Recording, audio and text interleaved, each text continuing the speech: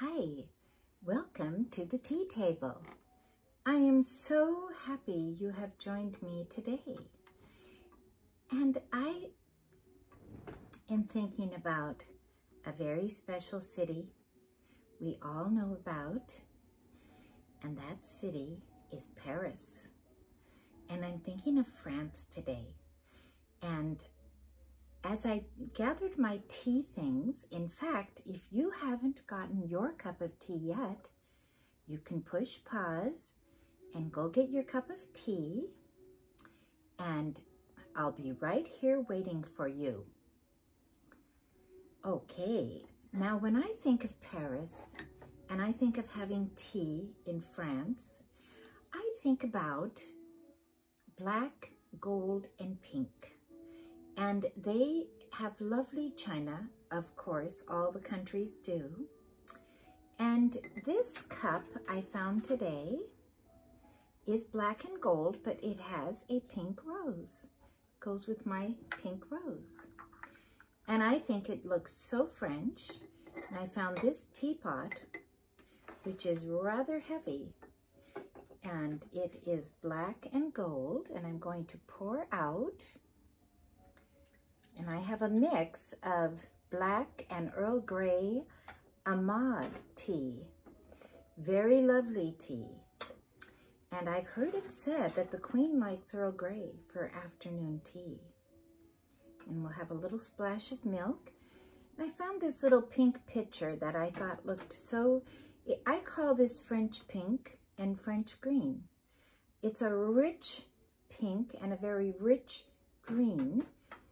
And this is a special little thing. It's tea for one that a dear friend of mine gave me years ago. And I thought it was so pretty, I wanted to show it to you. And this is the pot. And then this is the cup. And it sits on a lovely saucer. It's very delicate. It's a very delicate little set. And I have only used it a few times. I'm always a little afraid I'm going to break it. But I thought today I want to show it to all of my tea friends. And let's have a try and see what this is like.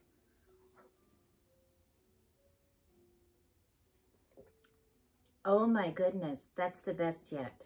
That is the best yet. Oh, I hope your tea is good. That is absolutely delicious. And you know, when you go to Paris and have tea, there are many places. Probably the most wonderful place to go, which I have never been, would be the Ritz in Paris. And they have a tremendous high tea there I have read about. But when I was traveling in Paris, I was a young student, and I was, it was in those days called a train pass. And we were traveling through as many countries as we could in 2 weeks. That was my Paris.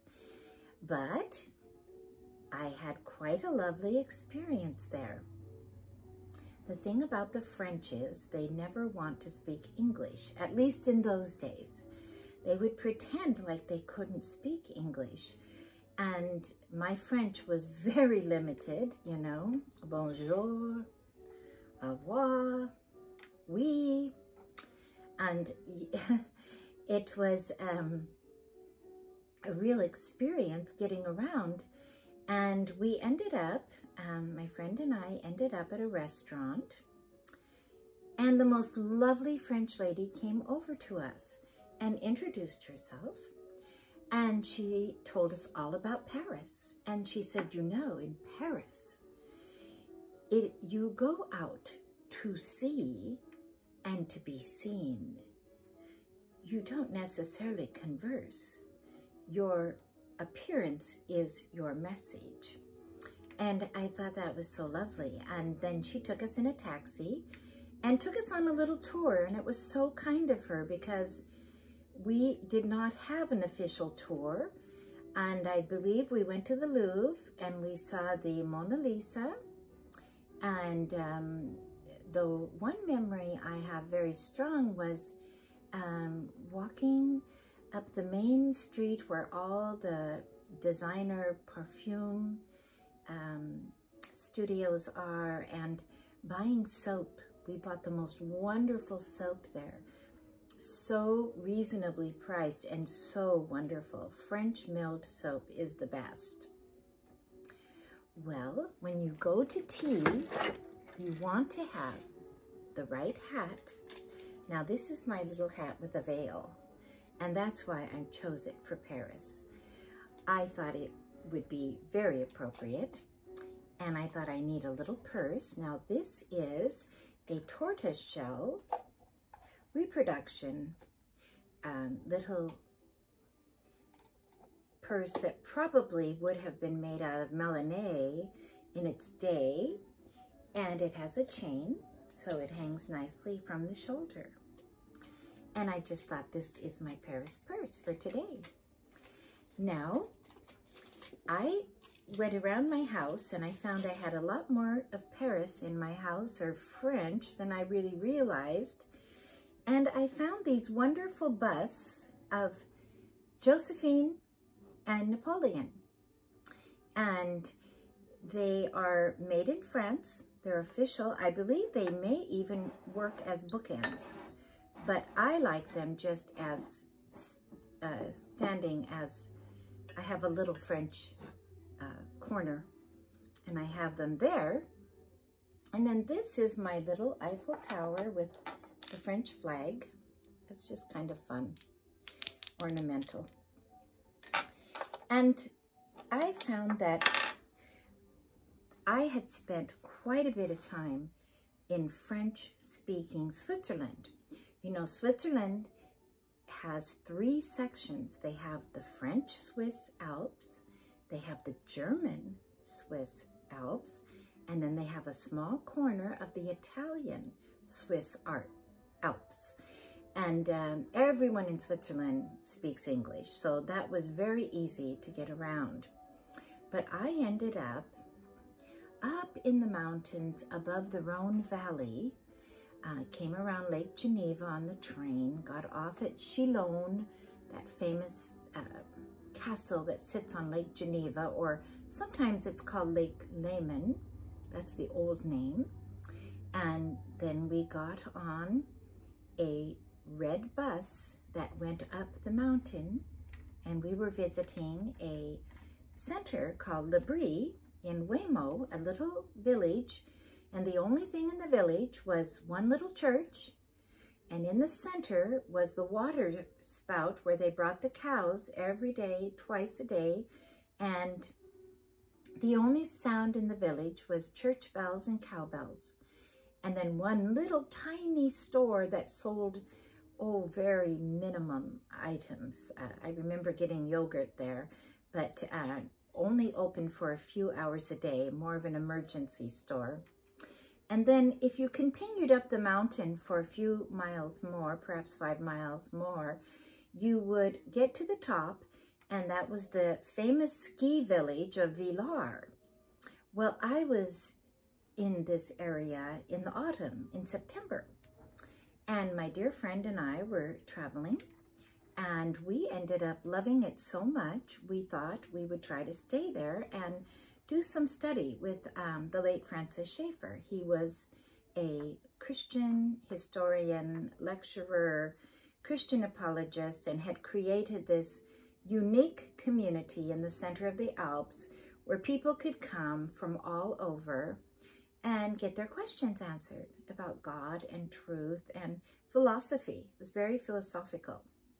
So there were a lot of college students, a lot of professors, college graduates, very interesting mix of people from literally all over the world. And my friend and I, I had never heard of this place. This was like one of my big miracles, because we had a friend that said, you should go visit Le Brie. Well, when we got there, we discovered that you're supposed to schedule yourself to stay well in advance, well, we hadn't done that, and their waiting list was too long. But the man that was kind of helping with the housing there, he was married to Francis Schaeffer's daughter, John Samion. He said, well, there's a little chalet right up there. It was right above L'Abri. L'Abri is like a collection of like 5 or 7 chalets that they have the students stay in, and then there is a house mother and father for each one, and they have their meals together, and then they'll have lectures, study, discussion. And then they have one chalet, which is, they turn it into a chapel on Sunday. They have a pipe organ in the wall, they open up, but during the week they use it as a lecture hall. So he said, you know, there's a little chalet up there. I know the man who owns it, called Chalet Le Troglodyte. And it was a 1-room, classic, typical, old, beautiful chalet. 1 room, 1 little kitchen, 1 little bathroom, a front porch covered, that's all. And in the living room, it's all so logical. They had a large couch that pulled out as a bed, 1 large table by the window, which served as our desk during the day and our table for eating. And the little kitchen had everything you would need, little cupboard, little stove, little refrigerator. Well, we just, and there was even a cat that came with it, a lovely little fluffy cat who loved us and we loved this cat. And lo and behold, the man said yes. Well, we ended up staying there for 7 weeks, and we were there in the autumn when all the autumn leaves in the Alps. There, I don't know if all of the Alps are like this, but this area had maple trees and gorgeous autumn leaves we would walk through, and then all the beautiful pine and fir, very much like the Pacific Northwest, where you get these autumn deciduous trees in front of the evergreen trees. It's like framing a gorgeous picture. So then we stayed there through October, and then in November, we were there for the first snow and saw all the winter wonderland of the Alps. It looked over the Rhone Valley, and I learned something interesting because I come from the Pacific Northwest, where we have Puget Sound and we have ocean, we have bay, we have lakes, rivers, streams, lots of bodies of water, and I love that. I'm very accustomed to that. However, we also have mountains around us, but I live in the water area, so I'm more accustomed to smelling that salt air, and you know, you get used to it, you love it. It's a wonderful, wonderful, wonderful feeling in the air, clean air. But I discovered that living in the mountains is equal in drama and beauty. The mountains constantly change. The clouds change, the mist comes in, the rain comes, then the snow comes, the sun comes, and every day it is a constant painting before your eyes being changed. I felt so privileged to have the opportunity of living in this wonderful place and learning so many beautiful things from Francis and Edith Schaeffer. They were there at that time, and they were still alive. They've both passed on now, but it is just a gift that God gave me. Well, that was one of my really French experiences, that you start breathing that. When we first came to the little Waymo, there was one pension, which is like a bed and breakfast, or like in Germany, they call it a Gasthaus. A pension is like an actual home where people rent out a room. Well, I remember Madame Rocher, this little French woman, came to us. She couldn't speak English. We gave her the money. She counted it out. We went to our room. This was before the night before we got the Chalet Le Troglodyte. And then I noticed she had a cow on the first level underneath the house. There were cows. And then there was her level where she lived with her family. And then the next level was where they rented it out. Very, very clever and very logical. Very practical. It worked, you know. And so then I started thinking, well, you know, when I think about the French and I want to give an actual talk on French history, but I'm not going to go there today. What I want to talk about is another area that on the same trip, when I was in Paris and on this, because my trip as a student traveling on my train pass was different than the one to L'Abri. But I had a voice teacher from the Seattle area, from my college that I knew had moved to southern France, and we had corresponded. She invited us to come. So we had our train pass and went down to the southernmost tip of France on the Mediterranean, a little town called La Ciotat, just a little south of Marseille. Well, when we got there, Mrs. Pincosi, that was her name, she had two little boys, and her husband was working there as a French, in the scientists. He's a scientist, and he was working in the university there. That's how they ended up there for a year. She was expecting her third child. And the day we got there, the next day, she had the third child. Well, what do you think we did? We stayed a week at least and took care of her other children, took care of her. She kept saying, "You are angels sent by God." So that's what we did, and it was so wonderful. And she was a musician. She was my voice teacher at college. And we went to church together. And they were a part of a very small French evangelical church. And she said, "Susan, I want you to sing." So I had written a song called "Jesus, Your Name is as an Ointment." And it was, I've written a lot of songs, and when you write music or songs or poetry, it's hard to know what your best songs are. But that was one song that everyone really liked. And so I thought, I will sing that. She said, "Let me translate it into French for you." So she transcribed it into French, and I sang it. And I've never had such a beautiful experience. It is so interesting, but each language you sing in has a completely different feeling in the song. It's especially a spiritual song, I feel. It's going into the hearts of the people, and the French heart is very deep. And I don't have it all written in front of me, and I didn't memorize it, but I have it somewhere. But I remember Jesus was translated Jésus, and it was Jesus, your name is as an ointment.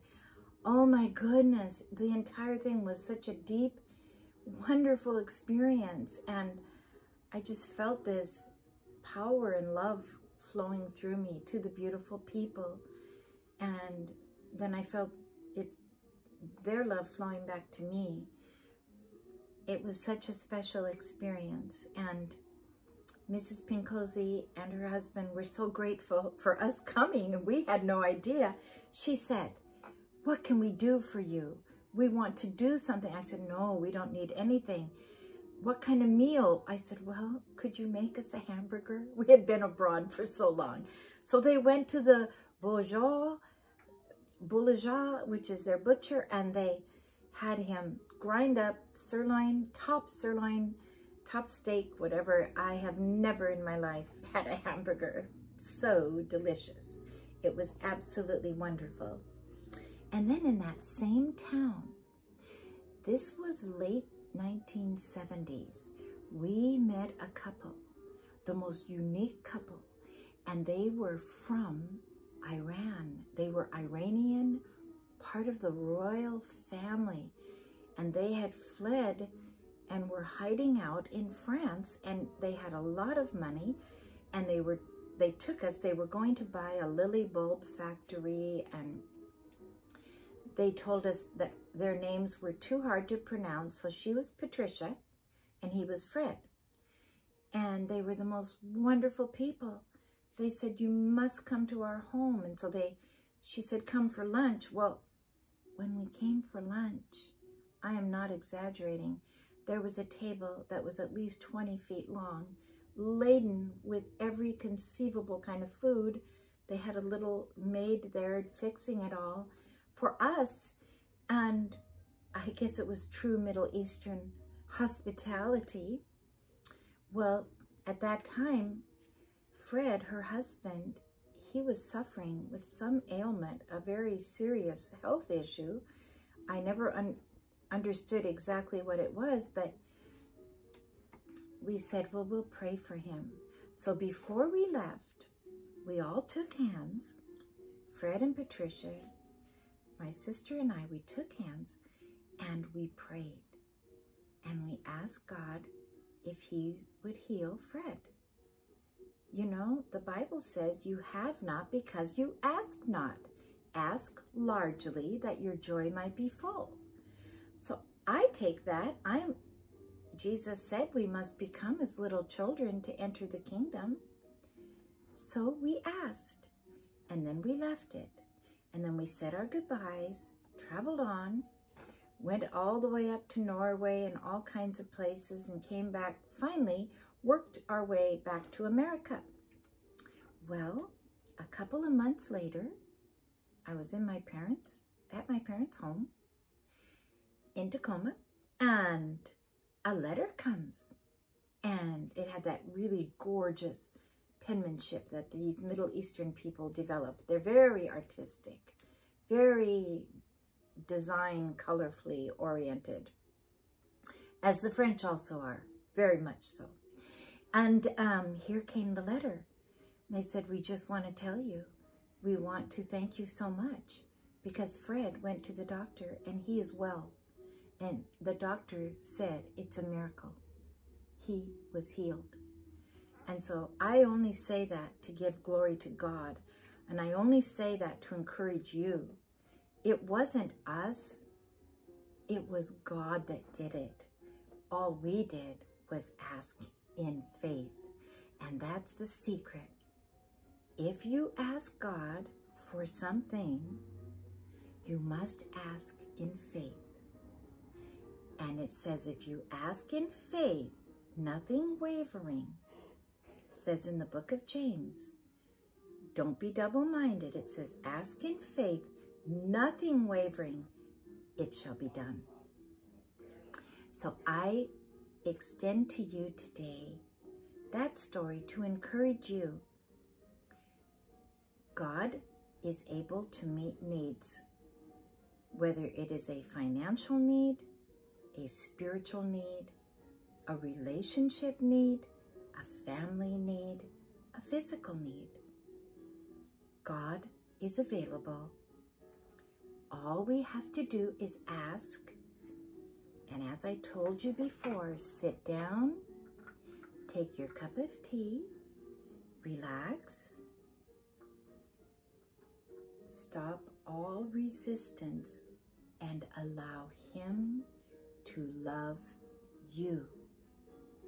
Allow Him to meet your need. Thank you so much for joining me today. Each of you are so precious to God. I want you to know that you are His jewels. Sparkle and allow His love to fill your heart. Thank you so much, and I look forward to seeing you next time.